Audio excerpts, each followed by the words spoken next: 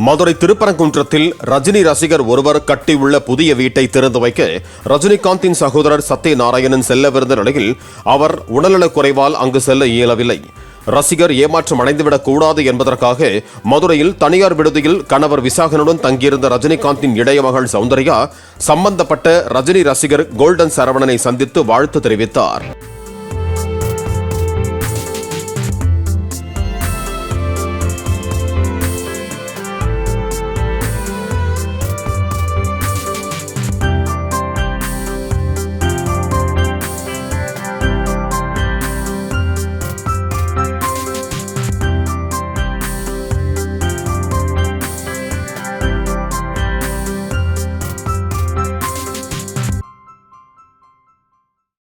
Play store மற்றும் app ஸ்டோரில் இருந்து பாலிமர் செயலியை QR கோடு மூலம் பதிவிறக்கம் செய்யுங்கள்.